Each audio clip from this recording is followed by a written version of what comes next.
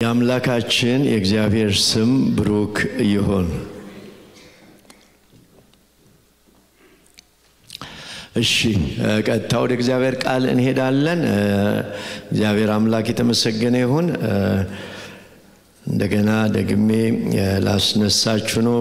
ምናልባት ባለፈው በዚህ ሐሙስ ዕለት የወንድማችን ዘለቀ ጉዱሩን የመታሰቢያ ስነ ስርዓት አድርገናል። ይሄንን በተመለከተ ለብዙዎቻችሁ እዚህ በለቅሶ ላይ ስለነበራችሁ ስላጽናናችሁ ስለነበራችሁ ሁሉ እግዚአብሔር ይባርካችሁ ማለት ፈልጋለሁ። በቤተ ክርስቲያን ስም የአምላካችን የእግዚአብሔር ስም ብሩክ ይሁን። አሜን እንላለን። ሁላችንም ተነስተን ዛሬ ደግሞ ያው የሚቀጥለውን ያዕቆብ መጽሐፍ የጀመርነውን ሐሳብ እንነጋገራለን። ያዕቆብ ምዕራፍ 3 ከቁጥር 1 እስከ 12 ያለውን ሐሳብ አውጥተን እናነባለን። ጌታ የተመሰገነ ይሁን። እንደዚህ ይላል: ወንድሞች ሆይ ከእናንተ ብዙዎች አስተማሪዎች አይሁኑ፣ የባሰውን ፍርድ እንድንቀበል ታውቃላችሁና። ሁላችን በብዙ ነገር እንሰናከላለን።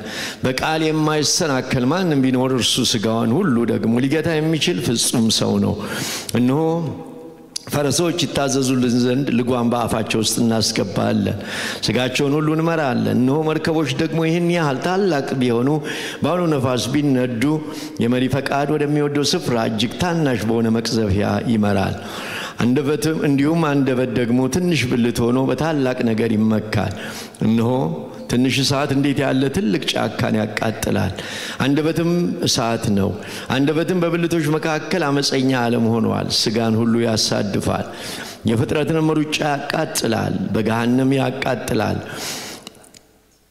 የአራዊት የወፎች ተንቀሳቃሽ በባህር ያሉ የፍጥረታት ወገን ሁሉ በሰው ይገራል፣ ደግሞ ተገርቷል። ነገር ግን አንደበትን ሊገራ ማንም ሰው አይችልም። የሚገድል መርዝ የሞላበት ወላዋይ ክፋት ነው። በእርሱም ጌታንና አብን እንባርካለን፣ በእርሱም እንደ እግዚአብሔር ምሳሌ የተፈጠሩትን ሰዎች እንረግማለን። በአንድ አፍ በረከትና መርገም ይወጣሉ። ወንድሞቼ ሆይ ይህ እንዴት ሊሆን አይገባም። ምንጭስ ከአንድ አፍ የሚጣፍጥ የሚመር ውሃ ያመነጫልን? ወንድሞቼ ሆይ በለስ ወይራን ወይስ ወይን በለስ ልታፈራ ትችላለችን? ከጨው ውሃም ጣፋጭ ውሃ አይወጣም። ዘላለማዊና ጻድቅ የሆንክ የሰራዊት ጌታ እግዚአብሔር ሆይ ስለዚህ ሰዓት ስለዚህ ጊዜ እጅግ አድርገን እናመሰግንሃለን። ዛሬ ደግሞ ጌታ ሆይ ይህንን ቅዱስ ቃል እንድትባርክልን እግዚአብሔር አምላክ ሆይ በኢየሱስ ክርስቶስ ስም እንጸልያለን። ጌታ ሆይ ይህንን ቃል ደግሞ እግዚአብሔር አምላክ ሆይ ሊገባን ልንረዳው በምንችለው መንገድ እንድትሰጠን እንድታስተምረን እኔንም ጸጋ እንድትሰጠኝ በኢየሱስ ስም ጸልያለሁ። ይህን ቃል ባርክልን። በመካከላችን ስለነበረን የአምልኮ ጊዜ ሁሉ ተመስገን። አሁን ደግሞ በቃል ተናገረን። ይህን ቃል ባርክ በኢየሱስ ክርስቶስ ስም አሜን። ጌታ ኢየሱስ ይባርካችሁ። እንቀመጣለን። ጌታ የተመሰገነ ይሁን። ሃሌሉያ። ዛሬ የምንነጋገረው ስለ አንደበት ነው። እስቲ አጠገባችሁ ያለውን ሰው ስለ ምላስ ነው ብላችሁ ቀስ ብላችሁ ንገሩት። ጌታ የተመሰገነ እግዚአብሔር አምላክ የተመሰገነ ይሁን። ክብር ለአምላካችን ይሁን።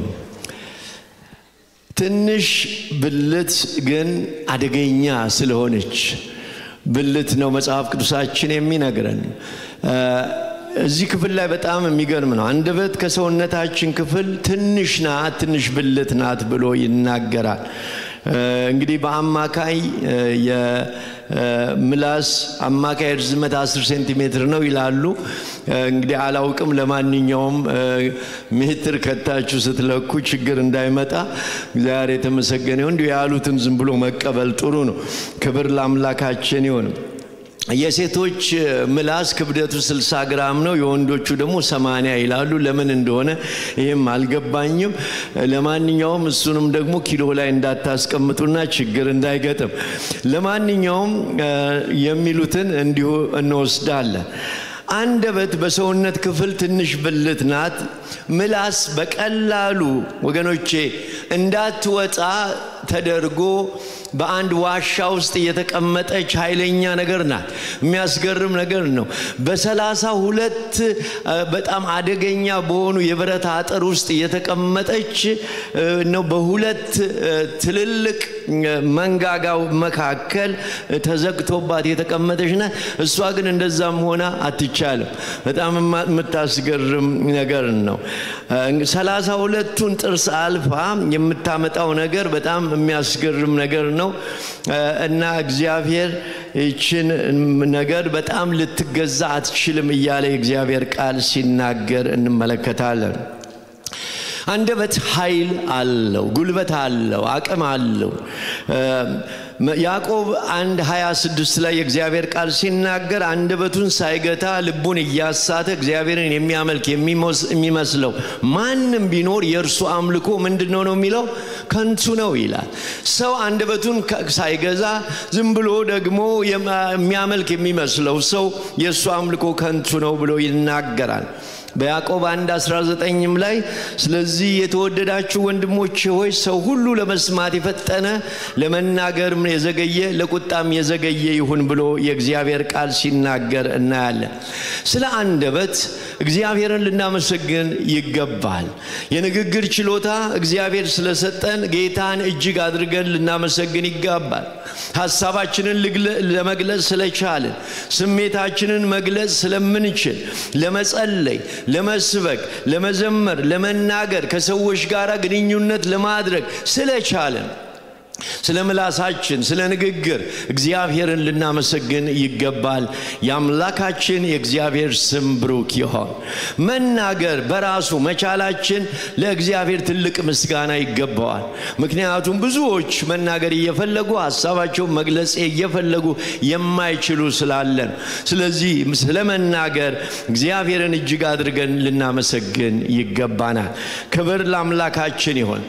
ነገር ግን እዚህ ክፍል ላይ እንግዲህ እንድንመለከት የምፈልገው ቁጥር 1 ላይ ተመልከቱ። ምን ይላል? ወንድሞቼ ሆይ ከናንተ ብዙዎች አስተማሪዎች አይሆኑ ብሎ ይናገራል። ለምን? የባሰውን ፍርድ እንድንቀበል ታውቃላችሁ ብሎ ይናገራል። ንግግር ፍርድ አለው። ንግግር ምን ነው? ተጠያቂነት አለው እያለ ነው የሚናገር። ከዚህ የተነሳ ብዙዎች አስተማሪ አይሁኑ ብሎ ይናገራል። የሚገርም ነው። በዚህ ይሄ መጽሐፍ በተጻፈበት ጊዜ የነበረው ሁኔታ ምንድነው? ሰዎች ተነስተው ዝም ብለው የሚናገሩበት፣ ዝም ብለው የሚዘምሩበት፣ ዝም ብለው የሚሰብኩበት ጊዜ ነበር በዛን ወቅት ላይ። ስለዚህ ይሄ እንደዚህ አይነት ንግግር ሁሉም ሰው እንደፈለገ መናገር የለበትም የሚል ሐሳብ እዚህ ላይ እንዳለ እናያለን። ለምን ብለን ስንመለከት በማቴዎስ ወንጌል ምዕራፍ 12 ላይ ሄዳችሁ ከቁጥር 36 እስከ 37 ላይ እግዚአብሔርን ቃል ብትመለከቱ ጌታ ምን ይላል?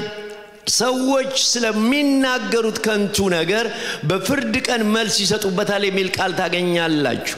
ከቃል የተነሳ ትጸድቃለህ፣ ከቃል የተነሳ ትኮነናለህ የሚል እግዚአብሔር ቃል እናያለን። ሰው ስለሚናገረው ነገር ከአፉ ስለሚወጣው ነገር መልስ ይሰጣል በጌታ ፊት ብሎ ይናገራል። ለፍርድ የሚያስገርም ነገር ነው። ብዙዎች አስተማሪ አንሆን። ለምን? ፍርድ እንዳንቀበል። ምክንያቱም ማስተማር መምራት ነው። ማስተማር ወገኖቼ ሰዎችን መምራት ነው። መምራት ተጠያቂነት አለው ነው የሚለው። ይሄ ያለንበት ዘመን ሰዎች የመናገር ነፃነት ስላለ፣ ሶሻል ሚዲያ ስላለ ሰው ሁሉ አስተማሪ የሆነበት ዘመን። መጽሐፍ ቅዱስ ግን ሰው ሁሉ አስተማሪ አይሁን ነው የሚለው። ተጠያቂነት አለው። ስለቻልን ጥቅሱን ብቻ እንደመሰለን ስላነበብ ነው ወይም ደግሞ ወገኖች ዝም ብለን ምናልባት የምንናገረው ነገር ስህተት ሆኖ ሰዎችን ወደ ሌላ ነገር ልንመራ ስለምንችል ሁሉም ሰው ወይም አስተማሪ አይሁን ብሎ የእግዚአብሔር ቃል ይናገራል። ክርስቲያን ወንድሞች ሆይ ለማስተማር ወገኖቼ መጽሐፍ ቅዱሳችን የሚነግረን ነገር አለ። ሁላችን አስተማሪዎች ልንሆን አንችልም። ሁሉም አስተማሪ ቢሆን ደግሞ ሰሚም የለም። ዘመኑ ግን ሁሉም አስተማሪ የሆነበት ዘመን ነው። እግዚአብሔር ማስተዋልን ይስጠን። ወገኖቼ በአንደበት የሚሳት ብዙ ነገር አለ። ሰዎች ይሳሳታሉ። ማስተማር ወደ መጥፎ ወይም ወደ ጥሩ ነገር ሰዎችን ይመራል። ስለዚህ ዝም ብሎ መናገር ብቻ ሳይሆን የምንናገረው ነገር ሰዎችን ወደ ስህተት ወይም ሰዎችን ወደ መልካም ነገር ሊመራ ይችላል። ማስተማር መጥፎ ወይም ጥሩ ወገኖቼ ሰዎችን ወደ ጥሩ ምግባር ወይም ወደ መጥፎ ምግባር ሊመራ ይችላል። የሚገርመው ነገር ዛሬ ብዙ ነገር ጦርነትን ብትመለከቱ የተለያየ ጸብን ብትመለከቱ ከንግግር የተነሳ ነው የሚመጣው። ሰዎች ከሚናገሩት ነገር የተነሳ ሰዎችን በማነሳሳት ከንግግር ኃይል የተነሳ ሰዎች ወደ መጥፎ ነገር ይሄዳሉ፣ ለግድያ ይሄዳሉ፣ ለጥላቻ ይሄዳሉ፣ ለመጥፎ ነገር ይሄዳሉ። ይሄንን ሲናገር እንመለከታል። ስለዚህ መጽሐፍ ቅዱሳችን ደግሞ በማቴዎስ ምዕራፍ 12 ላይ የተናገረው ነገር ሰዎች ስለሚናገሩት ከንቱ ነገር እንደ እግዚአብሔር ቃል ላልሆነው ነገር የነዚህ ነገሮች ከቃሉ የተነሳ ጸድቃለ ከቃል የተነሳ ትኮነናለ ብሎ ይናገራል። ማስተማር ተጠያቂነት ስላለው ጥንቃቄ እንደሚያስፈልገን የእግዚአብሔር ቃል ይነግረናል። በምሳሌ ምዕራፍ 21 ቁጥር 23 ላይ ሄዳችሁ ብትመለከቱ በዛ ክፍል ላይ አፉንና ምላሱን የሚጠብቅ ነፍሱን ከመከራ ይጠብቃል ይላል። መከራም ሊያመጣ ይችላል። ንግግር መከራም ሊያመጣ ይችላል።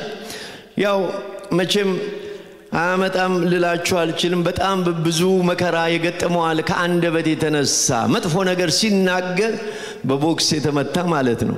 እግዚአብሔር ምሕረትን ያድርግልን። እንዴት ትናገረኛለህ ብላ በጥፊ የተመታሽ ሚስት ብዙ ናት። እኔ መትቻ አይደለም። ለማንኛውም ክብር ለአምላካችን ይሁን። አሜን እንላለን ወይ? ስለዚህ ወገኖቼ መናገር በጣም ከባድ ነገር ነው። ሰውን ለመጥፎ ነገር ሊያነሳሳው ይችላል። ለጸብ ለከንቱ ነገር ሊያነሳሳው ይችላል። ወደ ሌላ ነገር ውስጥ ሊወስደው ይችላል።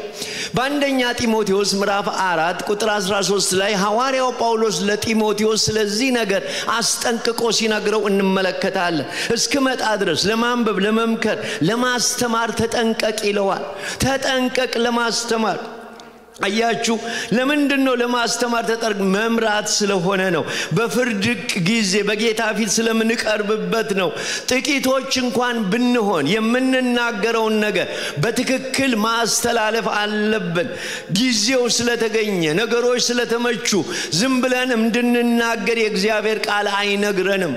ስለዚህ ወገኖቼ በቃል መሳት ስላለ ከንቱነት ስላለ እኔና እናንተ እንዳንስት ኃጢአት እንዳናደርግ በእግዚአብሔር ፊት ተጠያቂነት ያለውን ነገር እንዳናደርግ አንደበታችንን ወገኖቼ ልንቆጥብ ያስፈልጋል። ስለዚህ ነው ጳውሎስ ይሄንን የሚለው ለማንበብ ተጠንቀቅ፣ ለመምከር ተጠንቀቅ፣ ለማስተማር ተጠንቀቅ፣ በመሰለኝ አታድርግ። ጥንቃቄ ያስፈልጋል ስታስተምር፣ ስትናገር፣ ሌላውን ስትመራ። ለምን የምትናገረውን ነገር ትጠየቅበታለህ። በእግዚአብሔር ፊት በፍርድ ወንበር ፊት ትቀርባለህ ብሎ ሲናገር እንመለከታለን። ስለዚህ ክርስቲያን ወንድሞቼ ሆይ ለማስተማር ወገኖቼ ሁላችንም አልተጠራንም። ስለዚህ አንዳንድ ጊዜ የምናደርገውን ነገር በማስተዋል እንድናደርገው እግዚአብሔር ይርዳን። ክብር ለአምላካችን ይሁን።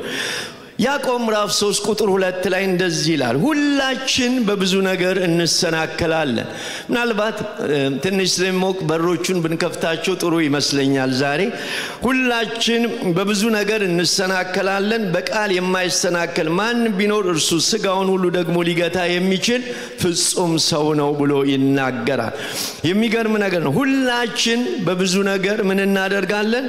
እንሰናከላለን ብሎ ይናገራል። በምሳሌ ላይ በጣም ብዙ ስለ ንግግር የሚናገረው ነገር አለ። ጠማማ ሰው ጥልን ይዘራል ጆሮ ጠቢ ሰው የታመኑ ወዳጆችን ይለያል ይላል ንግግር ምን ያክል አደገኛ እንደሆነ በምሳሌ 16 ቁጥር 28 ሄዳችሁ ብትመለከቱ ምሳሌ ምዕራፍ 18 ቁጥር 6 ላይ የሰነፍ ከንፈር በጥል ውስጥ ትገባለች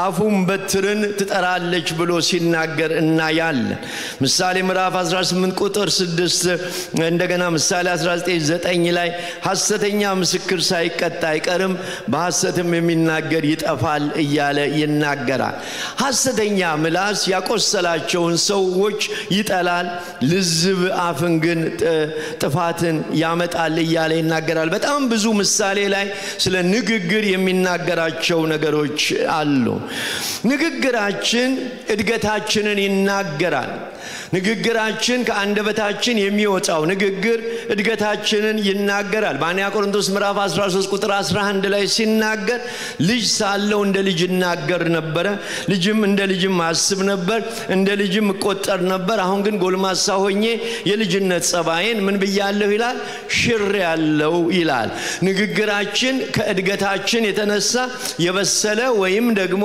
ያልበሰለ ንግግር እንደምንናገር ወገኖቼ መጽሐፍ ቅዱሳችን ይነግረናል ክብር ለአምላካችን ይሁን ጌታ ኢየሱስ ክርስቶስ መጽሐፍ ቅዱሳችን ሲናገር ምንድነው እርሱ ኃጢያትን አላደረገም ተንኮልም በጣም ደስ ይለኛል በአፉ አልተገኘበትም ሲሰድቡትም መልሶ አልተሳደበም ብሎ ሲናገር እናያል ከጌታ በስተቀር የሰው ልጅ በሙሉ ወገኖቼ ይስታል ይናገራል ብዙ ስተቶች ብዙ ተንኮሎች ወገኖቼ ብዙ ልጅነትን አለን በመካከላችን ምላስ ማንነታችንን የሚገልጽ ነገር ነው ወደ ህክምና ስንሄድ ከሚመረምሩን ነገር አንደኛው ዶክተሮች አፋችንን አስከፍተው ምላሳችንን ይመለከታሉ ምክንያቱም አይ ዶንት ኖ በምን እንደሆነ በዚህ በህክምናው ባላውቅም ነገር ግን ምላሳችን ስለ ጤናችን የሚናገረው ነገር እንዳለ ነው እግዚአብሔር አምላክ የተመሰገነ ይሄ መንፈሳዊው ነገር ጋራም እርግጠኛ ይመስለኛል አንደበት ላይ ችግር ካለ መንፈሳዊ ህይወት ላይ ችግር አለ ክብር ለአምላካችን ይሁን ሲያደገባችሁ ያለውን ሰው አበልበሉና አንድ ጊዜ ችግር መኖሩና ለመኖሩን እርግጠኛ ሆኑ ክብር ለአምላካችን ይሁን ሰው ምላሱ ላይ ችግር ካለ ወገኖቼ አለ ችግር በመንፈሳዊ ህይወት ምን ማለት እንደሆነ እናገራለሁ ከአንደበት የሚወጣው ነገር የመንፈሳዊ ነገር ወገኖቼ እድገት ችግር እንደሆነ መጽሐፍ ቅዱሳችን በደንብ አድርጎ ይናገራል ንግግር አቅጣጫን ይወስናል ስንናገር ሰዎችን ወደ ተለያየ አቅጣጫ ልንወስዳቸው እንደምንችል ማወቅ አለብን ከቁጥር 3 እስከ 4 ድረስ የእግዚአብሔር ቃል እንደዚህ ብሎ ይናገራል እነሆ ፈረሶች ይታዘዙልን ዘንድ ልጓም በአፋቸው ውስጥ እናስገባለን ስጋቸውን ሁሉ እንመራለን ፈረስን በልጓም ወደ ፈለግንበት አቅጣጫ እንወስደዋለን ይላል እነሆ መርከቦችን ደግሞ ይህን ያህል ታላቅ ቢሆኑም እንኳን ባሉ ንፋስም ቢነዱ የመሪ ፈቃድ ወደሚወደው ስፍራ እጅግ ታናሽ በሆነች መቅዘፊያ እንወስደዋለን መርከብን ወገኖቼ በመቅዘፊያ እንደሚመራ ፈረስ ደግሞ በሉጋም እንደሚመራ ሰውም ደግሞ በምላስ አማካኝነት ወደ ተለያየ ነገር ይሄዳል ብሎ ነው የሚናገረው በጣም የሚያስገርም ነገር ነው በዚህ ክፍል እንደምናየው ፈረስን የሚያክል ትልቅ እንስሳ በትንሽ ነገር አፍ ውስጥ በገባች ልጓም ወደ ፈለጋችሁበት አቅጣጫ ይዛችሁ ትሄዳላችሁ ጋላቢው ወደ ፈለገው አቅጣጫ በዚህ ትንሽ ልጓም መሰለት ይመራዋል ብሎ ይናገራል እንዲሁ ደግሞ መርከብን የሚያክል ትልቅ ግዙፍ ተሽከርካሪ በትንሿ መቅዘፊያ ይታዘዛል ይመራል የመሪው ካፒቴኑ ወደ ፈለገበት አቅጣጫ ማዕበል እንኳን ቢመጣ ማዕበሉን ጥሶ ሊሄድበት በሚችለው መንገድ ይመራዋል ብሎ ይናገራል እንደዚሁ አንደበት ወገኖች እንዲሁ ለሰውነታችን ክፍል ውስጥ ምላስ ትንሿ ነገር ወደ ትልቅ ነገር እኔና ትልቁን እኛነታችንን ወደ ማይሆን አቅጣጫ ተወስደናለች ብሎ ይናገራል ወደ ፈለጉት የመምራት ችሎታ አላቸው ምን ልጓም ምን መቅዘፊያ ምን አንደበት እነኚህ ሶስቱ ነገሮችን በዚህ ቦታ ላይ የመምራት ኃይል አላቸው ብሎ ይናገራል የኛ ምላስ እንደዛ ነው ትልቁን ሰውዬ ትልቋን ሴትዮ ወገኖቼ ወደ ፈለገችው አቅጣጫ የምትመራው እቺ ምላስ የምትባለው ነገር ነው የሚገርም ነገር ነው የራሱ ባህሪ አለው ፈረስ ወደሚፈልግበት ቦታ የመሄድ ባህሪ አለው ነገር ግን ከዚህ ልጓም የተነሳ የራሱን ባህሪ አስገድዳ ወደማይሆን አቅጣጫ ስትወስደው እናያለን ፈረሱ መሄድ የሚፈልገው ወደ ቀኝ ነው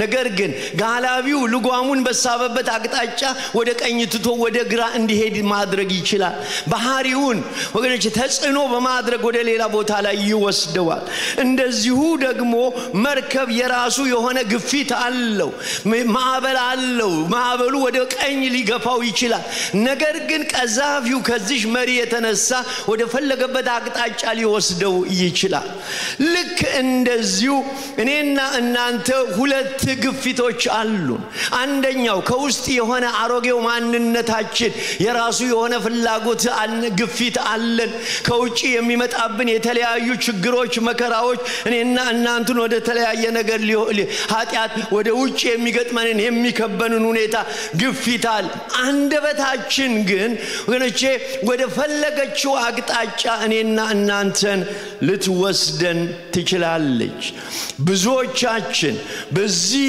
ሁኔታ ወድቀናል ብዙዎቻችን ከዚህ ሁኔታ የተነሳ ወደማንፈልገው አቅጣጫ ሄደናል ሰውነታችን አድፏል አያችሁ የእንስሳ ተፈጥሮ በልጓም እንደሚገዛ የመርከብ ማዕበል በመቅዘፊያ እንደሚገዛ የክርስቲያን የውስጥና የውጪ የኃጢያት ግፊት በአንደበት ሊገዛ ይገባል መጽሐፍ ቅዱሳችን እንደዚህ ነው የሚለን ፈረስ እንስሳ የሆነው ጉልበት ያለው ነው ነገር ግን ጋላቢው የእንስሳውን ፍላጎት ወደ ፈለገው ነገር ሊወስድ እንደሚችል ዝንባሌውን ወገኖች ወደ ፈለገው አቅጣጫ ሊወስድ እንደሚችል እኔና እናንተንም አንደበታችን ካልተገዛ በስተቀር አንደበታችን ወደ ፈለገው አቅጣጫ ይወስደናል ስለዚህ እኛም በውስጥ ሰውነታችን ማለት በአሮጌው ሰው ፍላጎት የኃጢያት ውሸት እና በውጪው የሚገጥመን ሁኔታን ማለፍ የምንችለው መሪው በትክክል ወገኖቼ የህይወታችን ጌታ የአንደበታችንም ጌታ ሲሆን ብቻ ነው አለበለዚያ እንደዚሁ እንደተገፋን የምንሄድ ሰዎች እንሆናለን ምን ማለት ነው በራሳችን አንደበት መግዛት አንችልም ሰው በራሱ አንደበትን ምላስን መግዛት አይችልም መጥፎ ነገር እንዳልናገር ብለን በመፍራት ወይም ደግሞ ጥሩ ነገር በመጥፎ ሁኔታ እንዳልናገር ብለን በመፍራት መሻሻል አንችልም እንዴት ነው አንደበታችንን መግዛት የምንችለው በመፍራት በመጨነቅ በቃ ጧትና ማታ ከመናገሬ በፊት በማሰብ አይደለም ክርስቲያን ወንድሞች ሆይ ይህ መሪ አንደበታችንን መግዛት የምንችለው ውስጣችን የተገዛ እንደሆነ ብቻ ነው ይሄንን ነገር በደንብ አድርጌ አስረግጬ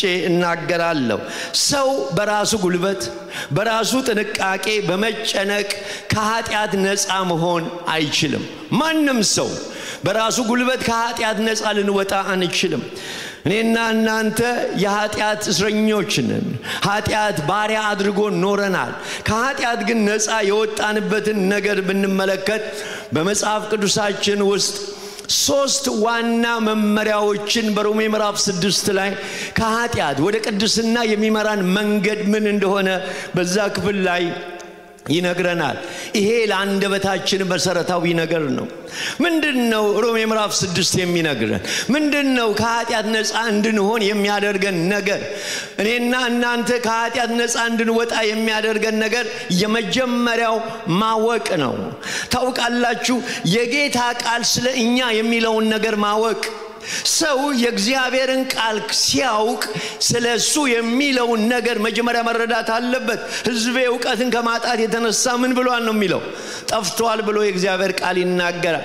ዕውቀትን ካላወቅን በስተቀር አምልኳችን ከንቱ ነው፣ ጸሎታችን ከንቱ ነው፣ ድርጊታችን ከንቱ ነው። ስለ መንፈሳዊ ነገር ማወቅ አለብን። እግዚአብሔር ቃል ምን ይላል? የመጀመሪያው ነገር የእግዚአብሔር ቃል የሚለንን ነገር ማወቅ ነው። ክብር ለአምላካችን ይሁን። ከኃጢአት ነፃ ለመውጣት ካስፈለገ የእግዚአብሔር ቃል የሚለንን ማወቅ። እግዚአብሔር አምላክ የተመሰገነ ይሁን። ይሄንን ካወቅን በኋላ የእግዚአብሔርን ሐሳብ ከተረዳን በኋላ ስለ ኃጢአት ስላለብን ነገር ስለመተው ይሄንን ካወቅን በኋላ ሁለተኛው ነገር ይሄንን ያወቅነውን ነገር መቀበል መቁጠር። ይሄንን ነው ሮሜ 6 የሚናገረው። የጌታን ሐሳብ ካወቅን በኋላ ለራሳችን ማድረግ፣ ይሄ የኔ ነው ብለን መውሰድ መቁጠር። ያንን ቃል ለእኛ እንደሆነ ስንቆጥር፣ ገንዘባችን ስናደርገው፣ በእምነት ስንይዘው በሕይወታችን ላይ ለውጥ ይመጣል። ክብር ለአምላካችን ይሁን።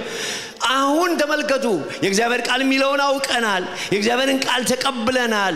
ሶስተኛው ነገር ከኃጢአት ነፃ የሚያወጣን ነገር ማቅረብ ነው።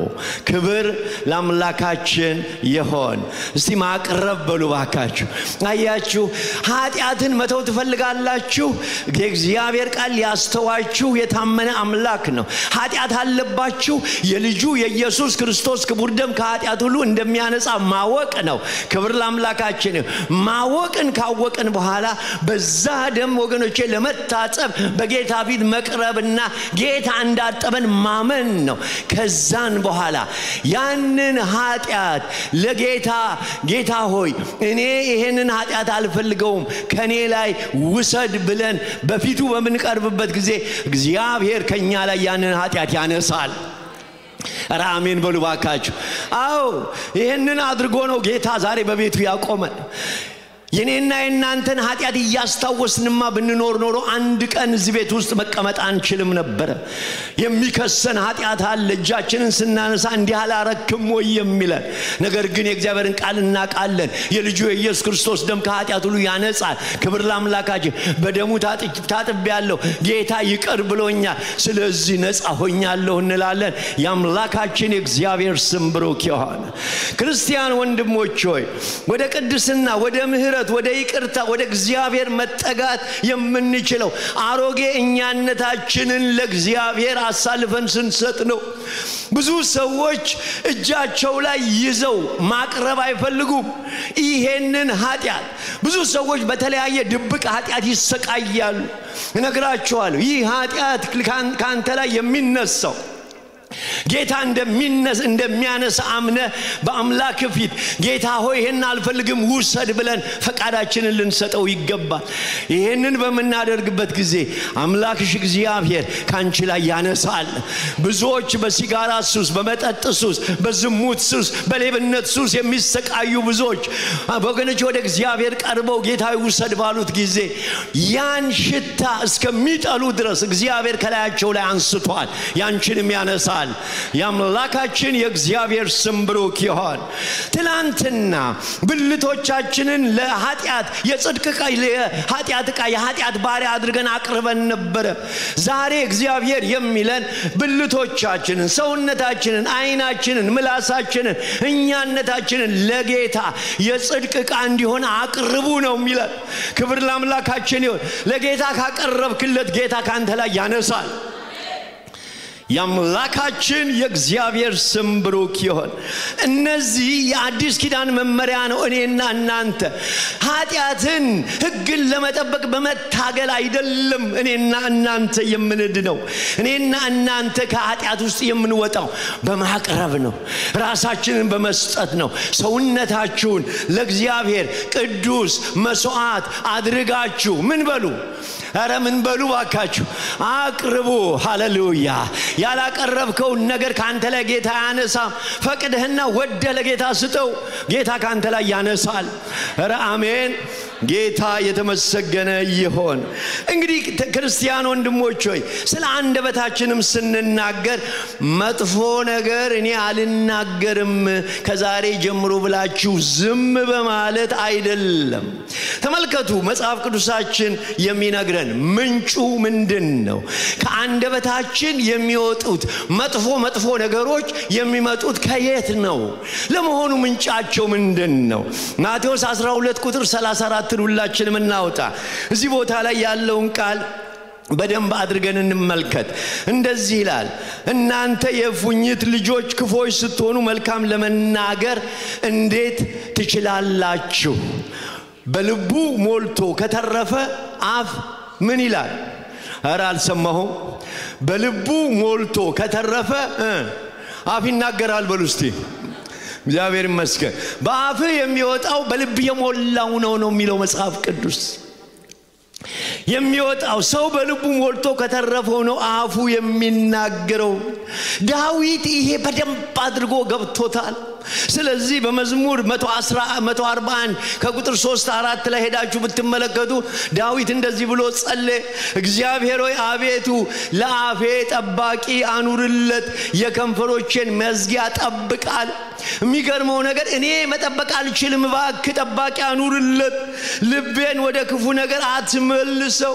አመፃን ከሚያደርጉ ሰዎች ጋር በኃጢአት ምክንያት እንዳልሰጥ፣ ከምርጦች ጋር አልተባበር፣ ከምርጦቻቸውም ጋር አልተባበር፣ ከክፎች ጋር አልተባበር እያለ ይናገራል። ዳዊት የተረዳው ነገር ከውስጡ የሚወጣው ከአፉ የሚወጣው ነገር ከልቡ የሞላው ነው። ልቡ ወደ ክፋት ከተመለሰ በአፉ የሚወጣውን ያውቃል። ሰው ወገኖቼ የንግግር ቁልፍ ያለው ልብ ላይ ነው። የንግግር ቁልፍ ያለው ምላስ ላይ አይደለም፣ ልብ ላይ ነው። አያችሁ፣ ምንጩ ይህ ከሆነ እኔና እናንተ መፈወስ ያለበት ምንጩ ነው። አንዳንድ ሰዎች እሷ እኮ በጣም እኮ ጥሩ ሰው ናት፣ አፏ ነው እንጂ ይላሉ። አፏ አያችሁ፣ ልቧ ብሉ በሚለው ለውጡልኝ እባካችሁ። ልቧ ነው፣ ከልቧ ነው የሚወጣው ነው የሚለው መጽሐፍ ቅዱስ። ከአፍ ላይ እዚህ ጋር የሚፈበረክ ነገር የለም ነው የሚለው። የሚመጣው ነገር ምንጩ ሶርሱ ያለው ልብ ላይ ነው። ልብ ክፋት ካለው ክፋት ትተፋለ። ልብ መጥፎ ከሆነ መጥፎ ትተፋለ። እግዚአብሔር ልብህን ይፈውስልህ። የሚናገረው ይሄንን ነው። ሰው በውስጡ ያለውን ነገር ነው የሚያወጣው። መጽሐፍ ቅዱሳችን የሚነግረን ይሄንን ነው። ልባችንን በእግዚአብሔር ቃል ከሞላ ነው የሚወጣው የእግዚአብሔር ቃል። መንፈሳዊ ነገር ከሞላ ነው የምንናገረው መንፈሳዊ ነገር ነው። ሐሜት ከሞላ ነው የምናወጣው ሐሜት በሐሜት ነው። አሁን አንድ ስፖንጅ እዚህ ጋር አምጥቼ በሆነ ነገር የተሞላ እዚህ ጋር ብናስቀምጥ እዚህ ጋርም ሌላ ባስቀምጥና ብንጫነው ውሃ የሞላ የጠጣ ስፖንጅ ምን ይተፋል? ኧረ እባካችሁ ምን ይተፋል? ቤንዚንስ የተሞላ ስንጫነው ምን ይተፋል? ሐሜትስ የተሞላ ቢሆን እንደሱ ነው። ስትነካ የሚወጣው የተሞላውን ነው። ክርስቲያን ወንድሞች ሆይ እግዚአብሔር ልባችንን ይፈውስልን። መሰረቱ ያለው እሱ ጋር ነው። አያችሁ፣ ክርስቲያን ጌታ ኢየሱስ የልባችን ጌታ እንዲሆን ያስፈልጋል። አንደበታችን ጌታ የሚሆነው ኢየሱስ የልባችን ጌታ ሲሆን ብቻ። የእውነት ኢየሱስን የያዘ አፉ የጌታ በኢየሱስ የተገዛ ይሆናል። አንደበትን መግዛት የሚችል ኢየሱስ ጌታ ነው። የእግዚአብሔር ቃል ነው ወገኖች፣ የመንፈስ ቅዱስ ነው። አንደበታችን እንዲለወጥ ካስፈለገ እኔና እናንተ ውስጣችን መለወጥ አለበት። ስለዚህ ኃጢአትን እንዴት ልተው ሳይሆን ጥያቄው ያለበት እኔ ለጌታ ተገዝቻለሁ ወይ ነው። እንዴት ክፉ ነገር ልተው አይደለም ጥያቄው። ምንጩ ለጌታ ልቤ ተገዝቷል ወይ? ከአምላኬ ጋር ነኝ ወይ የተሞላሁት በቃሉ ነው ወይ ያለሁት ማሰላስለው እግዚአብሔርን ነገር ነው ወይ መልካም የሆነውን ነገር ሰው የእግዚአብሔርን ነገር ሲሞላ እነዚህን የመንፈስ ፍሬዎች በህይወቱ ውስጥ ይኖራሉ ሰላም ይኖረዋል በጎነት ይኖረዋል ራስን መግዛት ይኖረዋል ፍቅር ይኖረዋል ትዕግስት ይኖረዋል እምነት ይኖረዋል የዋህነት ይኖረዋል ደስታ ይኖረዋል የሚወጣው ይሄ ነው ደስታ ይወጣል ምስጋና ይወጣል ረፍት ይወጣል ወገኖቼ ራስን መግዛት ይወጣል ለሰዎች ጋር የሚሆን ህብረትና አንድነት ይወጣል እግዚአብሔር በመንፈስ ፍሬ ይባርካቸው ልባችንን እግዚአብሔር ይፈውሰው ሃሌሉያ አያችሁ መጽሐፍ ቅዱሳችን ይሄንን ነው የሚለው አቅርቡ በቃ ጥንቃቄው ነገር ወገኖቼ እኔና እናንተ ይሄ ነው እዚህ ክፍል ላይ በጣም እንድናይ የምፈልገው ልጓምም ሆነ መቅዘፊያ ወገኖቼ የሚጠቅሙት እኛን ሆነ ሌሎቹን በችግር ላይ እንዳንጥል ነው ለምንድነው ልጓም የሚያስፈልገው ለምንድነው መቅዘፊያ የሚያስፈልገው ተመልከቱ የልጓም ዋና ነገሩ ምንድነው ብላችሁ ብትመለከቱ ፈረስ ባረማመዱ ሰው ገጭቶ ሊገድል ይችላል ፈረስ ባረማመዱ ሰው ገፍቶ ሊጥል ይችላል ሊያቆስል ይችላል ሊሰብር ይችላል ወደማይሆን አቅጣጫ ሊገባ ይችላል ፈረስ ልጓም ተበጀለት መሄድ በሌለበት እንዳይሄድ መሄድ ባለበት እንዲሄድ ሰው እንዳይገድል ወደ መልካም ነገር እንዲሄድ መቅዘፊያም ዝም ብሎ ሄዶ እንዳይላተም በማዕበሉ ተገፍቶ ውሃ ውስጥ እንዳይገባ ድንጋይ ላይ እንዳይጋጭ እንዳያጠፋ ሰዎችን እንዳይጎዳ በውስጡ የተሳፋሪዎቹን እንዳይገድል ይህንን ነገር ወገኖቼ መቅዘፊያ ተደረገለት ከስብራት ሰው እንዲድን ሰዎች እንዲድኑ በአጠቃላይ እነዚህ መቅዘፊያዎች ሰው እንዳይጎዳ ነው ጌታ ይምራን እንዲሁ ደግሞ አንደበታችን በሰዎች ህይወት ብዙ ችግር መቅሰልን ሞትን ጸብን ጥፋትን መጥፋትን ወገኖቼ እንዳናመጣ ነው አማኝ ራሱን ለመሪው ለጌታ ካልሰጠ በስተቀር ለጥፋት ይሆናል ልጓም ወገኖቼ መቅዘፊያ አንደበት በትክክል ከተጠቀምንበት ሃሌሉያ ለህይወት ይሆናል ለሰላም ይሆናል ለእረፍት ይሆናል ያምላካችን የእግዚአብሔር ስም ብሩክ ይሁን አሜን እንላለን ወይ አዎ አጠቃቀማችን እጅግ በጣም ወሳኝ ነገር ነው ሞትና ህይወት በምን እጅ ናቸው በምላስ እጅ ናቸው ለሚወዷትን ፍሬዋን ይበላሉ ይላል አያችሁ በመጽሐፍ ቅዱስ ላይ ይሄ ሞትና ህይወት በምላስ እጅ ናቸው ስንል እንደ ቤተሰብ አባቶች ልጆቻቸውን ወገኖቼ በህይወታቸው የሚናገሩት ነገር አዎና አይደለም አትንካና ንካ እያሉ የሚናገሩት ነገር ልጆቹን ላያስደስት ይችላል ነገር ግን ወገኖቼ እንድናውቀው የሚያስፈልገው በልጆቹ ህይወት ላይ ግን ትልቅ ነገር መስመር ያሰምራል ለህይወት ዘመናቸው መልካም ነገር ወገኖቼ ይዘው እንዲሄዱ ያደርጋል እንዲበረቱ ተስፋም እንዲቆርጡ ያደርጋል አንዳንድ ቤተሰብ ከሚናገረው የተነሳ ልጁን ተስፋ መቁረጥ ውስጥ ያስገባል መጥፎ ሲናገር ጥሩ ስንናገር ደግሞ ልጆቻችን እናነሳለን ከፍ እናደርጋለን እናበረታለን ለምን በምላስ እጅ ያለ ነገር አለ በንግግር ውስጥ ያለ መበርታት አለ መምራት አለ አያችሁ በባልና በሚስት መካከል በጣም ትልቁ ችግር የንግግር ችግር ነው አንዱ በትዳር ውስጥ ልንማራቸው የሚገቡ ነገሮች ስለ ኮሙኒኬሽን ነው እርስ በርስ ስላለን ግንኙነት ንግግር ምክንያቱም አብረን በመንኖርበት ጊዜ ብዙ እንነጋገራለን ይሄ ንግግራችን በፍቅር ካልሆነ መጣላት ይመጣል ለማስቀየም ይሆናል ከማስደሰት ይልቅ የሚያበሳጭ ይሆናል ትልቅ ነገርን ወደ መጥፎ ነገርን ያመጣል ንግግር በትዳር ውስጥ በቤተሰብ ውስጥ በአገልግሎት ውስጥ በአገልጋዮች ውስጥ በጓደኛ መካከል እጅግ በጣም አስፈላጊ ነገር ነው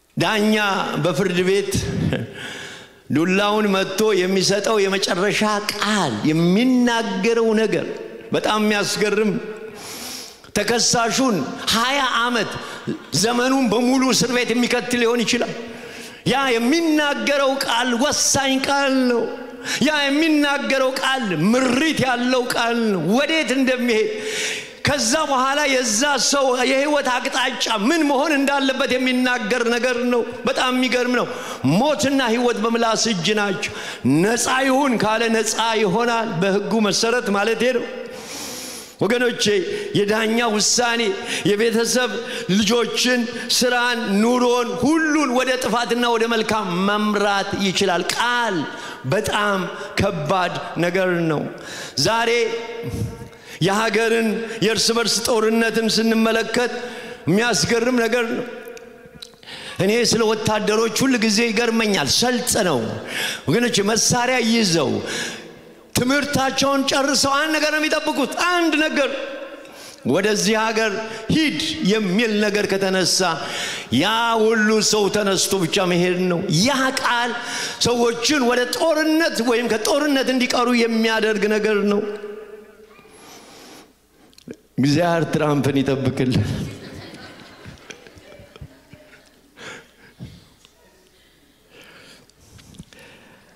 አንደበታችን ወዴት ነው የሚመራን ምሳሌ 15:1 ላይ እንደዚህ ይላል የለዘበች መልስ ቁጣን ትመልሳለች ሻካራ ቃል ግን ቁጣን ታስነሳለች ብሎ ይናገራል ቁጣን ያስነሳል ንግግር አንደበት በጣም የሚያስገርም ነገር ነው ውሸተኛ ከንፈር ይላል ምሳሌ በእግዚአብሔር ዘንድ አጸያፊ ነው እውነትን የሚያደርጉ ግን በእርሱ ዘንድ የተወደዱ ናቸው ይላል ውሸት ሰውን ወደ ጥፋት ይመራል አንደበትን መግዛት ማስተዋል ነው ክርስቲያን ወንድሞች ሆይ በቃል ብዛት ኃጢያት ሳይኖር አይቀርምና ከንፈሩን የሚገታ አስተዋይ ነው ይላል ምሳሌ 10:19 እግዚአብሔር ከንፈራችንን እንድንገዛ እግዚአብሔር ይርዳን በአጠቃላይ አንደበት የመምራት ኃይል አለው ልጓምም ሆነ መቅዘፊያ የሚመሩት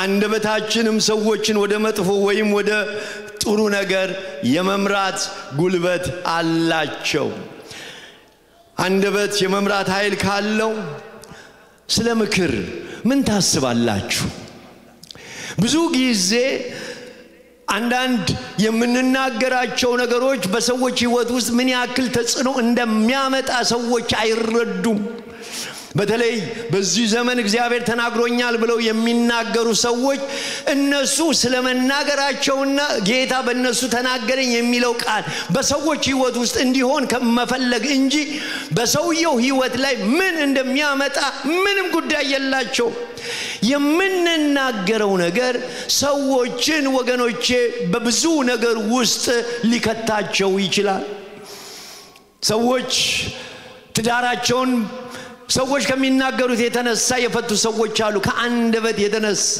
መድኃኒታቸውን ጥለው የሞቱ ሰዎች አሉ ከአንደበት የተነሳ ሰውየው ከመሰለው ነገር የተነሳ ማግባት ያለባትን አታግቢ በማለት ያፋታ ስንት ንግግር አለ ምክር በጥንቃቄ ልንመክር ይገባናል ምከረን ብለው ሰዎች ሲመጡ ዝም ብለን ያለ የሌለውን ነገር ላያቸው ላይ ጥለን ወገኖቼ የብዙ ሰዎችን ህይወት ወደማይሆን አቅጣጫ ልንወስድ አይገባም ከመምከራችን በፊት 19 ጊዜ እናስብ ባካችሁ ክርስቲያን ወንድሞች ሆይ የሰው ህይወት ላይ ነገር አትጫኑ ሰዎችን ወደማይሆን አቅጣጫ አትውሰዱ ምክር ወገኖቼ የመምራት ኃይል አለው ንግግር ወደ ህይወት ወይም ወደ ሞት ወደ ጌታ ሐሳብ ወይም ወደ ራሳችን ሐሳብ ወይም ለእግዚአብሔር ክብር ወይም ወደ ሰው ክብር ወገኖቼ ወደ ምቾት ወደ ስጋዊ ነገሮች ልንወስድ እንችላለን ከመምከራችን በፊት ባካችሁ እንደ እግዚአብሔር ቃል እንምከር አረ አሜን የምንመከር ሰዎች እንደ እግዚአብሔር ቃል ምክርን እንስማ ዝም ብለን ምክርን መስማት አይደለም መጽሐፍ ቅዱሳችን በማቴዎስ 4:24 ላይ ከምትሰሙት ምን በሉ ነው የሚለው ተጠበቁ በሉ እስቲ ተጠበቁ ብሎ ነው የሚናገር ዝም ብላችሁ ስሙ አይደለም ተጠበቁ ወንፊት ይኑራችሁ አጥርታችሁ ስሙ የሚገባው ነገር የመምራት ጉልበት አለው ስለዚህ ወደ ተሳሳተ ነገር እንዳንሄድ የእግዚአብሔር ቃል ይነግረናል። ስለዚህ ምላስ ችግርም ሊፈጠር እንደሚችል ወደ መልካም ነገርም ሊመጣ ይችላል።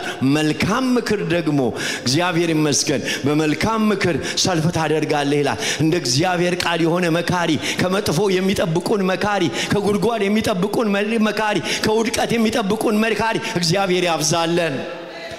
ሰው እንደ እግዚአብሔር ቃል ከመከራችሁ ቢመራችሁም የእግዚአብሔር ቃል ይሻላችኋል።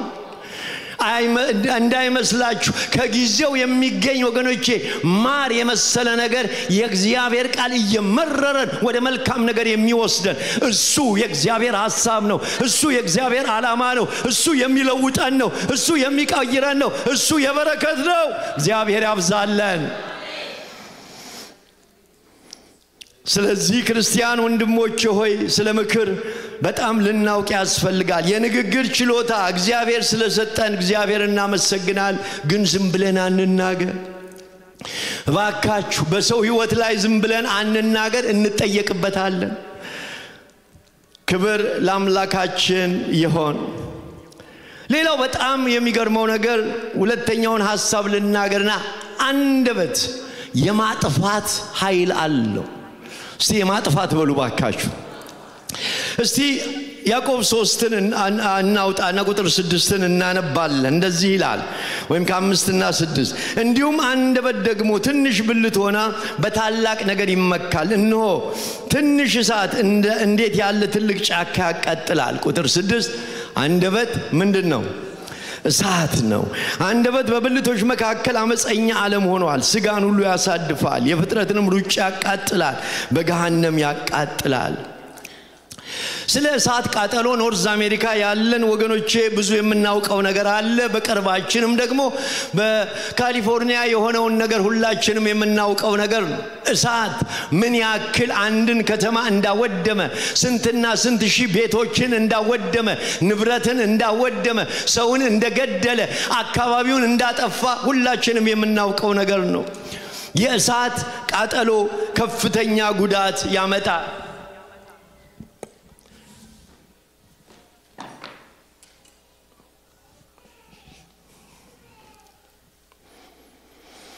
እሳት ወገኖቼ ከፍተኛ ጉዳት ከማምጣቱ የተነሳ በመንግስት ደረጃ ትልቅ ወገኖቼ ትልቅ የሆነ ጥንቃቄ ይደረጋል። የሚያስገርም ነገር ሁሌ በተጠንቀቅ የተቀመጡ ሰዎች አሉ። እሳት አደገኛ ስለሆነ የማጥፋት ኃይል ስላለው ጉልበት ስላለው እሳት የማጥፋት የመግደል ኃይል አለው። ለምን? እሳት መጠቀምን ወገኖቼ ስለማንተው እሳት ለጥቅምም ስለሚያስፈልገን እኔና እናንተ እሳትን ግን በትክክል ካልተያዘ ምን ያክል ችግር እንዳለው የምናውቀው ነገር ነው። እሳት በትክክል ከተጠቀምንበት እናበስልበታል። በተለይ እኔና እናንተ ደግሞ በዚህ በዊንተር በዚህ በበረዶ እሳት ያስፈልጋል፣ ሙቀት ያስፈልጋል። በትክክል ካልተጠቀምን ግን እሳት እጅግ በጣም ጎጂ እንደሆነ እንመለከታለን። ብዙ ሰዎች በስህተት ወገኖቼ ይሞታሉ፣ ከአጠቃቀም ጉድለት ይሞታሉ። ይሄ በሕክምናው በማንኛውም ነገር እንመለከታለን። በሕክምናው ሰዎች የትክክለኛ ያልሆነ መድኃኒት በመዋጥ ወይም ደግሞ የተሳሳተ መድኃኒት በመሰጠት ምክንያት ሰዎች ይሞታሉ። አውሮፕላን በትክክል ባለመጠገኑ ምክንያት ተከስክሶ ብዙ ሰዎችን ሲያጠፋ እንመለከታለን። ሽጉጥ ወይም መሳሪያ መጠበቂያ ሆኖ ሳለ መግደያ ሆኖ እንመለከታለን። ምናልባትም ደግሞ ዕውቀት ለጥፋትም ለመልካምም ነገር ልናደርገው እንችላለን። ማንኛውም ነገር በመንፈሳዊ ዓለም ጌታ ለራሱ ዓላማ ማዋሉ ወገኖቼ ቀርቶ ለሌላ ነገር የምንጠቀምበት ከሆነ ጉዳት አለው። ጋብቻ በረከት ነው መጽሐፍ ቅዱሳችን ይነግረናል። ነገር ግን በትክክል ጋብቻን ካልተጠቀምንበት ጋብቻ መርገም ይሆናል። የጌታ እራትን በትክክል ካልተጠቀምንበት ሰዎች ተጎድተውበታል፣ ሞተውበታል። የእግዚአብሔር ነገር መንፈሳዊውን ነገር በትክክል ካልተጠቀምንበት ለኔና ለናንተ ክብር ካደረግነው ይጎዳናል። መጽሐፍ ቅዱሳችን ይነግረናል። አገልግሎት ለጌታ ክብር ካልሆነ ለሰው ክብር ወገኖቼ ከሆነ ያ ነገር እኛ ላይ እንደገና ችግር ያመጣል። ጌታ የሰጠን መንፈሳዊ ነገር ሁሉ ስጦታዎች ሁሉ ለቤተክርስቲያን ጥቅም ለእግዚአብሔር ክብር ካላዋልናቸው መንፈሳዊ ነገሮች ይጎዳሉ፣ ችግር ያመጣሉ። ይሄ በህይወታችን ውስጥ በጣም ብዙ ነገር ልንል ይችላል። ስለ እሳትም ስንመለከት እንደዛው ነው። ለምንድነው ይሄ ሁሉ የካሊፎርኒያ እሳት ቃጠሎ የቤት ውስጥ ቃጠሎ የተነሳው ብላችሁ ብትመለከቱ የተነሳችሁ ምናልባት ብዙዎቹ ሲጣራ ትንሽ እሳት የሲጋራ ቁራጭ አጭሰው ሳያጠፉ ስለጣሉት ከዛ የተነሳ ትልቅ እሳት ሆነ ብለው ይላሉ። ከትንሽ ብልጭታ የተነሳ ከጥንቃቄ ጉድለት የተነሳ ያ እሳት ትልቅ ሆኖ ብዙዎችን አጠፋ ብለው ይላሉ። የሚገርም ነገር ነው። እኔ በተለይ በዚህ ከተማ ይገርመኛል። አንድ ነገር በሚሰራበት ጊዜ ከተማው ሲሰራ ሰፈሩ ሲቆፈር መጀመሪያ ተቆፍሮ የሚደረገው ነገር ለእሳት አደጋ አንድ ቀን እሳት ቢመጣ እዚህ አካባቢ ውሃ እንዴት አድርጎ እሳት አደጋው ሊወስደው እንደሚችል ትልቅ ቧንቧ ያደርጋሉ። የሚገርም ነገር ነው። የእሳት ውሃ ማጥፊያ ቧንቧዎች ያስቀምጣሉ። እዚህ የምንመለከታቸው ልንስባቸውና ልንጎትታቸው የሚሆኑ ነገሮች ምናልባትም ደግሞ እሳት ቢነሳ ልናጠፋበት የምንችል ነገር ያስቀምጣሉ። ለምን? እሳት ሊነሳ ይችላል ከጥንቃቄ ጉድለት። መኪናችንን እንኳን ፓርክ በመናደርግበት ጊዜ 3 ሜትር ርቀን ከዛ ከውሃው ቧንቧ ማስቀመጫው ጋር ካላደረግን ትኬት እናገኛለን። ለምን? እሳት ቢመጣ አካባቢው ላይ የእሳት አደጋ መጥቶ የሚቆምበት ቦታ ላይ ስለምንቆም መቆም ክልክል ነው። ስለዚህ ይህ ሁሉ ዝግጅት ለምንድነው የሚያደርጉት? ምድራዊው እሳት ቤትን ስለሚጎዳ፣ ሰፈርን ስለሚጎዳ፣ ሰውን ስለሚያጠፋ፣ ንብረትን ስለሚያጠፋ። ዛሬ እኔና እናንተ ልክ እንደ ምድራዊው እሳት ደግሞ ለዚህኛው እሳት ቧንቧን እንድናደርግለት እግዚአብሔር ይርዳን። አሜን እንላለን። አንዳንድ ሰዎች እንደዚህ ይላሉ። ዳዊት እንዳለው መዝሙር 139 ቁጥር 3 ላይ እንደዚህ ላይ ከቁጥር 1 እስከ 3 እንደዚህ ላይ በአንደበቴ እንዳልስድ መንገዴን እጠብቃለሁ፣ ኃጢአተኛ በፊቴ በተቃወመኝ ጊዜ በአፌ ላይ ጠባቂ አኖራለሁ አልኩ። ከዝምታ የተነሳ ዲዳ ሆንኩ፣ ለበጎ እንኳን ዝም አልኩ። ቁስሌ ታደሰብኝ፣ ልቤም በውስጤ ሞቀብኝ፣ ከማሰቤም የተነሳ እሳት ነደደ፣ በአንደበቴም ተናገርኩ ይላል። የሚገርም ነገር ዝምታ መፍትሄ አይደለም ነው የሚለው። ዝም ብንል እዚህ ዝም እንላለን እንጂ እዚህ ይፈላል ነው የሚለው። ውስጥ ይፈላል፣ ይፈላና ድንገት የፈነዳለት የዛን ቀን አያድርስ ነው። እሳተ ገሞራ ሆኖ ነው ቁጭ የሚለው። አያችሁ፣ ዝምታችን ትኩሳት ያመጣል። ይሄ አይደለም መልሱ ብሎ ነው የሚናገረው። አያችሁ፣ በዝምታ ዝም ማለት ብቻ በራሱ ወገኖቼ እኔና እናንተን እሳትን አያቆመው። ቀድም እንደነገርኳችሁ ነው የሚያቆመው ልባችን መገዛቱ ነው።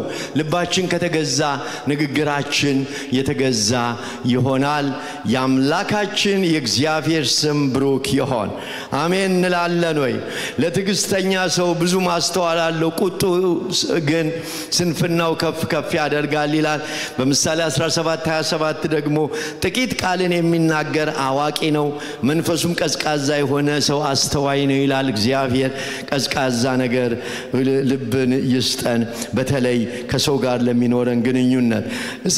ክርስቲያን ወንድሞች ሆይ እሳት በጥንቃቄ ካልተያዘ በጣም ጠቃሚ የሆኑ ቦታዎችን፣ ንብረቶችን፣ ቤቶችን፣ ከተማዎችን እንደሚያጠፋ፣ እሳት እንደሚያቃጥል፣ እንደሚለበልብ፣ እንደሚጎዳ ወገኖቼ አንደበትም ያቃጥላል።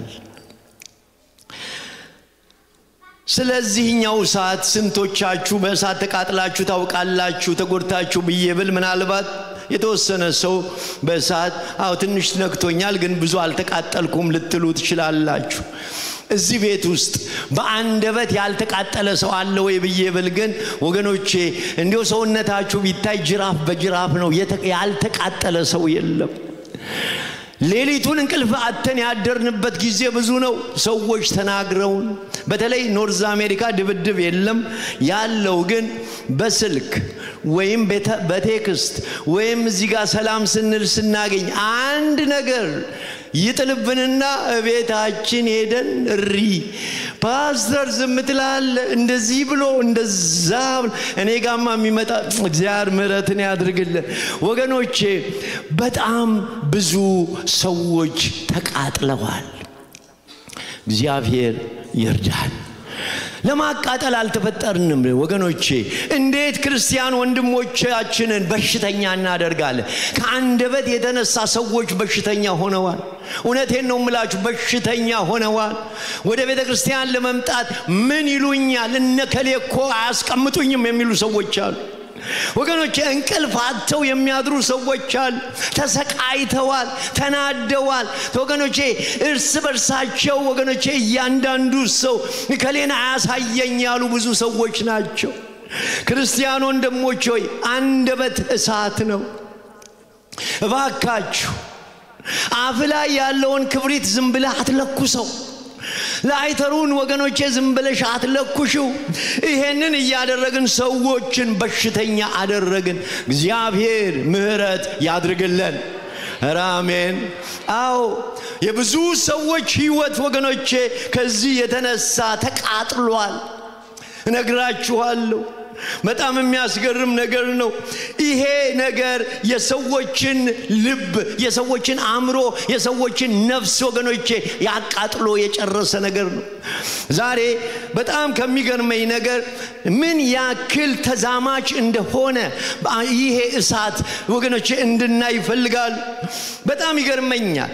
እሳት በጣም ተዛማች ነው እስቲ ተዛማች ነው በሉ ባካችሁ አው እሳት ተዛማች ነው ያቺ ትንሿ እሳት ካሊፎርኒያ ላይ የተቃጠለችው ምን ሆነ በአንድ ጊዜ አገሩን በሙሉ አቃጠለ እኔ ስልክ ደወልኩ አንድ ካሊፎርኒያ የማቀው ሰው ነበርና አንድ ክርስቲያን ወንድም መትረፍና ለመትረፋቸው ደወልኩና ጠየቅኩት በኋላ ስለ አይ እኛ ጋር አይደለም እግዚአብሔር ምሮን ይሄ እሳት የተነሳው በጣም ሀብታሞች ሰፈር ነው ወደኛ አልመጣም እግዚአብሔር ምሕረትን አድርጎላቸዋል ለማንኛውም የሚገርመው ነገር እንዴት ነው እሳቱ እንደዚህ የቀጠለው ስለው እንዴ ከሰል ስታነድፍ ትለው የለም ወይ አልኩት የሚመጣው ንፋስ ልክ እንደዛ ነው በጣም በመቶ ምናምን ኪሎ ሜትር ፍጥነት ያለው ንፋስ ነው የሚመጣው ንፋሱ እሳቱን ይረጨዋል ያዛምተዋል ወሬ እንደሱ ነው የሚዛመተው ዘነለው ዛሬ ወገኖቼ የብዙ ሰዎች ስልካቸውን ያነሱና ይላሉ በቃ እሳቱ ቦክ ይዛመታል እግዚአብሔር በስልክ ከማለት እግዚአብሔር ነፃ ያውጣ በቃ ጨረሳችሁት እኮ ሰውን በሙሉ እዚህ ቢቆይ ጥሩ ነው ተዛማች ነው ወዲያውኑ ኤድመንተን ከዛ በኋላ ካሊፎርኒያ ከዛ በኋላ ደግሞ ወገኖች አልበርታ አገሩ በሙሉ ተዛመተ ሰማሽ ወይ ዛሬ ቤተክርስቲያኑ ተፋቱ ከሊናን በጌታ በኢየሱስ ስም ካንቺ ይሄ ይራቅ አረ ካንቺ ይራቅ ወገኖቼ እኔና እናንተ መልካም ወሬ እንድናወራ እንጂ ፍያልን ወሬን እንድንጨምር አይደለም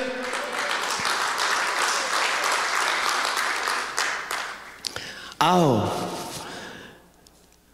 ክርስቲያን ወንድሞች ሆይ በጸሎት ስም ይባልልኛል ሰማች የጸሎት ርዕስ አለኝ ከዛ በኋላ ወሬው በደንብ አድርጎ ተወርቶ ምን ብሎ ከዛ በኋላ ምናምን ሰማችሁ ወይ አገሩ ምኑን ጸለያችሁት ጸሎት ወደ ላይ ነው ጸሎት ወደ ጎን አይደለም በጌታ በኢየሱስ ክርስቶስ ስም ተዛማች የሆነ ወሬ በኢየሱስ ስም ይመታ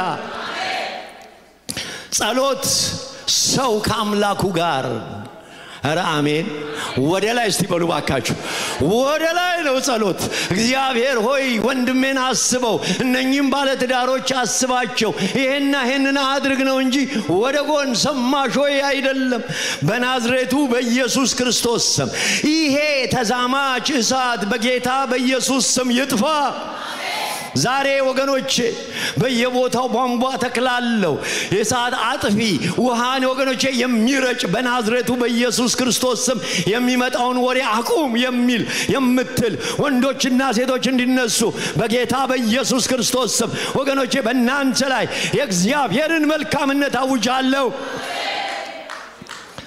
ተዛማች እሳት የሚገርመው ነገር ስጋን ያሳድፋል ይላል። አንደበት ትልቁን ሰው ትንሽ ያደርጋል። ይቅርታ አድርጉልኝና ይሄን ቃል ልጠቀም። አንዳንድ ሰው ሲናገር ይቅርታ አድርጉልኝ እንዴ ይሄ ምን አይነት ቅሌታም ነው እንላለን። ምን ማለት ነው? ትልቅ ሆኖ ከሱ የሚጠበቅ ነገር ሳይሆን የማይሆን ምናምንቴ ነገር አወራ ማለት ነው።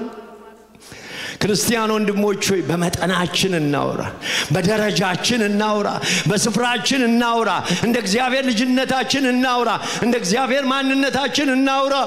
እኔና እናንተ የተጠራ ነው ለከፍታ ነው። እኔና እናንተ የተጠራ ነው መልካም ስራ ልንሰራ ነው። ምን ያክል ዘመን ቀረን? በዚህ በቀረን ዘመን ወሬ አውሪ ሳንሆን ጸላዮች እግዚአብሔር ያድርገን፣ አምላኪዎች እግዚአብሔር ያድርገን፣ ለውጥ አምጪዎች እግዚአብሔር ያድርገን፣ አስታራቂዎች እግዚአብሔር ያድርገን። አዳዲስ ሰው ሲመጣ ገና ከተማ ውስጥ ሲደርስ ቤተክርስቲያን እንደዚህ ነው፣ ፓስተሩ እንደዚህ ነው፣ እከሌ እንደዚህ ነው፣ ከላይ እስከ ታች በጌታ በኢየሱስ ክርስቶስ ስም ይመርገም ይሰበር። ወሬ ጦር ከፈታው ይልቅ ወገኖቼ ወሬ የፈታው ሰው በዛ። ዛሬ በቤተክርስቲያን ውስጥ ቆሻሻ እድፍን የሚጠላ ይሄ ሆነ። ቤተክርስቲያን ላይ ቆሻሻ የሚጥል እሳት በጌታ በኢየሱስ ስም የተመታ ይሆን።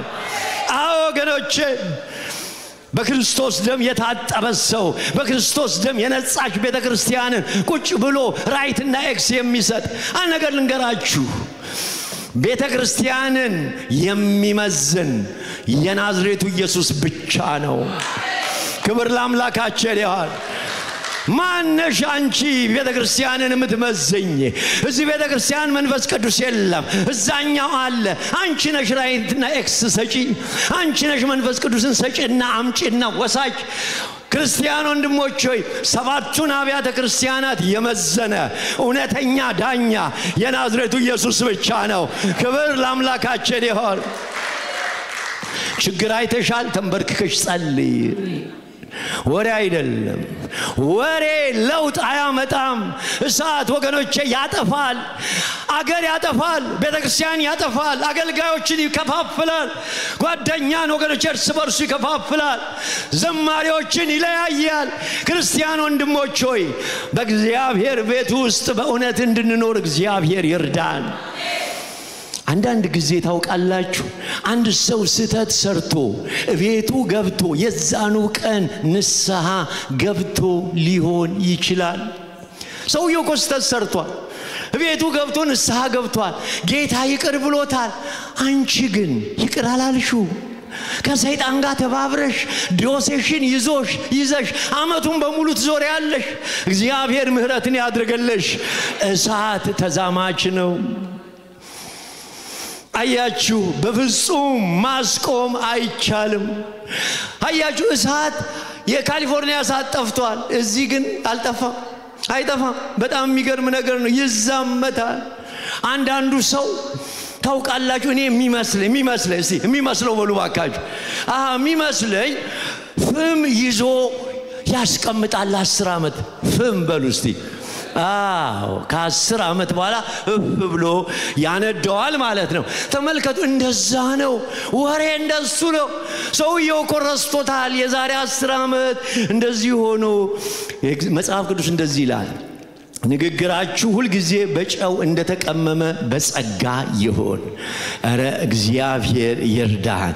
አንቺ የእግዚአብሔር ሴት ነሽ። የሚጠበቅብሽ ወገኖቼ የእግዚአብሔርን ነገር መስራት። ሃሌሉያ!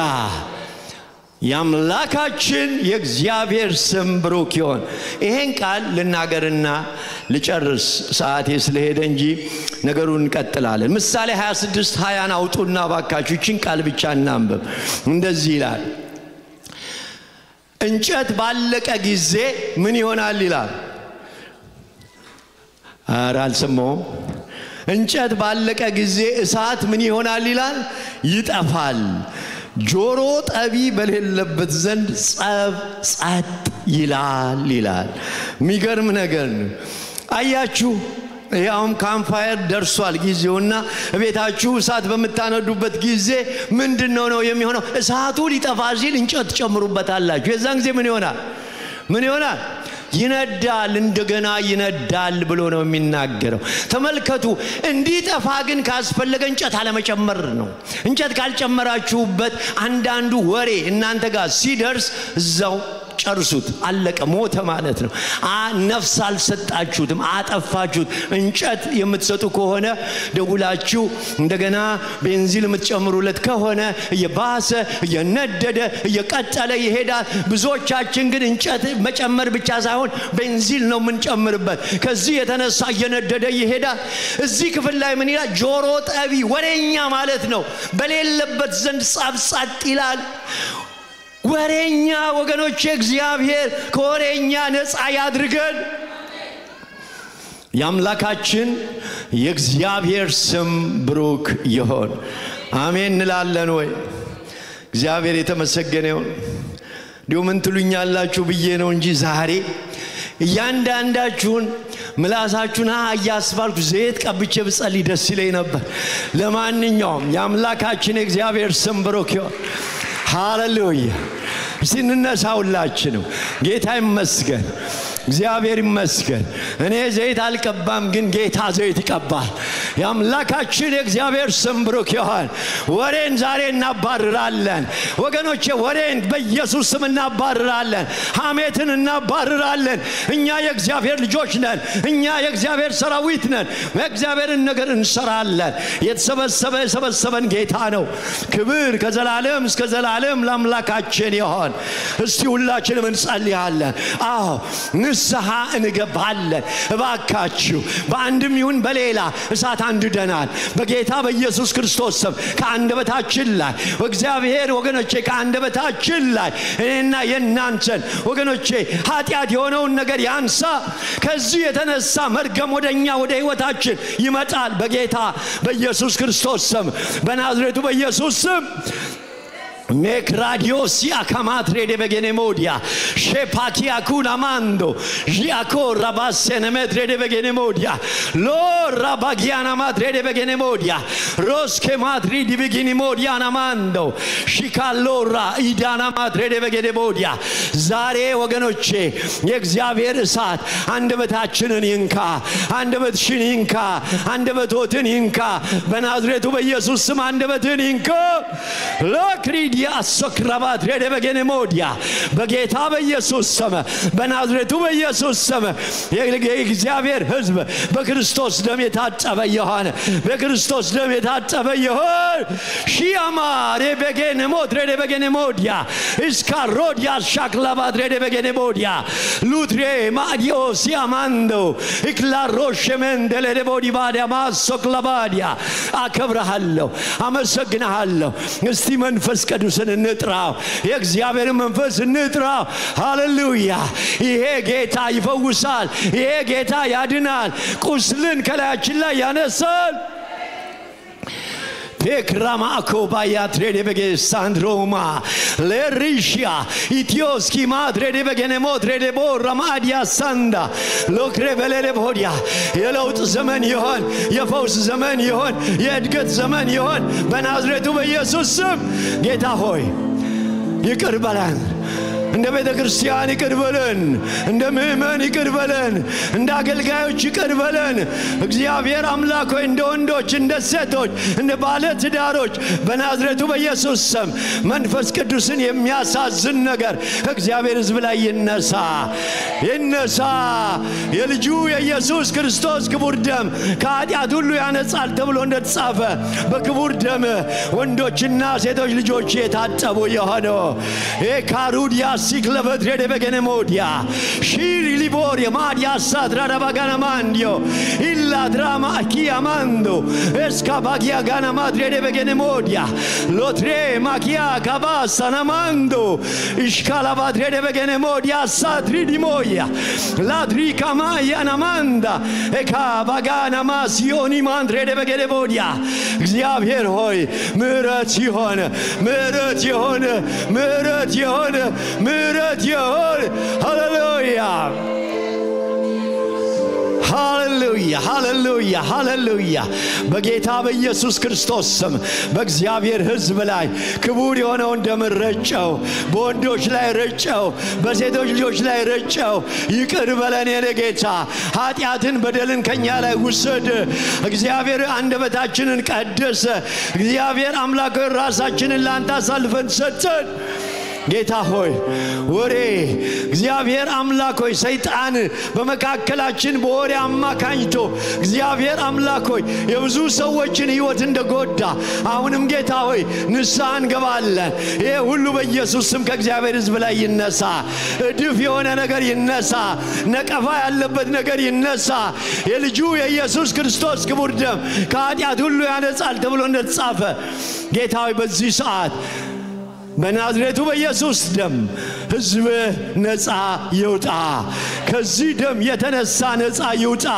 ከዚህ ደም የተነሳ እግዚአብሔር አምላክ ሆይ ሕዝብ በሰላም ይውጣ በሰላም ይግባ አምልኳችን ከንቱ እንዳይሆን እግዚአብሔር አምላክ ሆይ ቅዱስ ቃል እግዚአብሔር አምላክ ሆይ በእውነት በሕይወታችን ውስጥ ገብቶ እንዲሰራ በኢየሱስ ስም ጸለይኩ እናመሰግንሃለን ያጋንንት አሰራር የጨለማ ስራ የክፉ መንፈስ ስራ የወሬ መናፍስት ያጋንንት አሰራር ከሲኦል የሚነሳ ከአየር ላይ የሚነሳ በኢየሱስ ስም ይገልበጥ በኢየሱስ ስም ይገልበጥ በኢየሱስ ስም ይገልበጥ በናዝሬቱ በኢየሱስ ስም ይገልበጥ የጨለማ ስራ ሁሉ የተገለባበጠ የሆነ ጌታ ሆይ በመንፈስ ሕዝብን ንካ ቅዱስ የሆነው መንፈስ ሕዝብን ይንካ በጌታ በኢየሱስ ስም ሕዝብ የተባረከ ይሁን በመውጣቱ የተባረከ በመግባቱ የተባረከ ይሁን በዚህ ቀጥታ ስርጭት የሚመለከቱ ሁሉ በጌታ በኢየሱስ ስም አንደበታቸው ይፈወስ